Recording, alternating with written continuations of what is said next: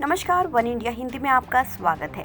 3 नए कृषि कानूनों के खिलाफ किसान संगठनों के आंदोलन का आज 50वां दिन है। इस बीच किसानों ने लोहड़ी नहीं मनाई। दिल्ली की सीमाओं पर प्रदर्शन कर रहे किसानों ने बुधवार को लोहड़ी के मौके पर प्रदर्शन स्थलों पर नए कृषि कानूनों की कॉपियां जलाई।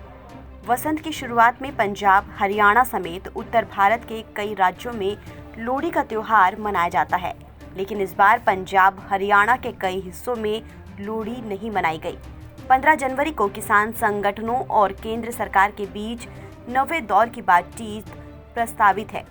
सुप्रीम कोर्ट के जरिए कमेटी गठन करने और उसके विरोध के बीच इस बातचीत पर सस्पेंस बना हुआ है। किसान नेता आज सिंघू बॉर्डर पर मीटिंग करने वाले हैं।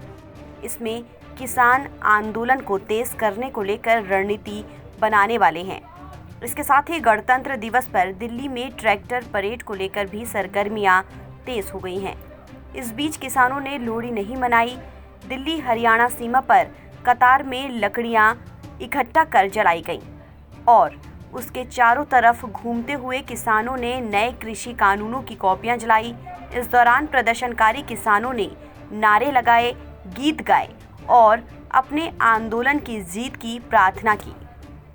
संयुक्त किसान मोर्चा के परमजीत सिंह ने कहा कि अकेले सिंघू बॉर्डर पर ही कृषि कानूनों की 1 लाख कॉपियां जलाई गई। हरियाणा के करनाल जिले से आए 65 साल की गुरप्रीत सिंह संधू ने कहा कि त्योहार का इंतजार कर सकते हैं।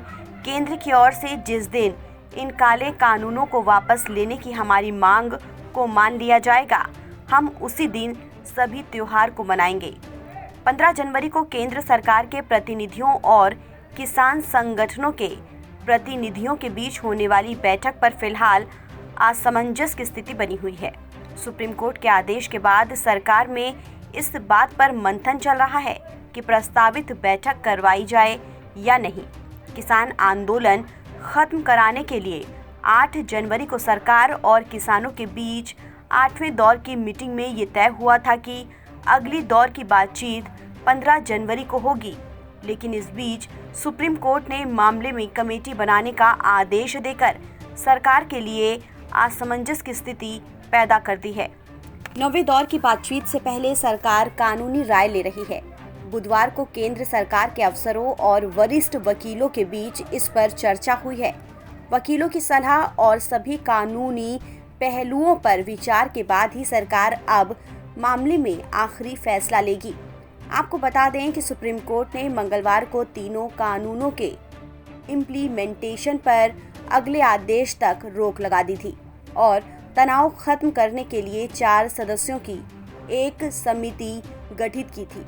लेकिन प्रदर्शनकारी किसान संगठनों ने कहा कि वो समिति के सामने उपस्थित नहीं होंगे, क्योंकि उनका मानना है कि ये समिति सरकार समर्थक है।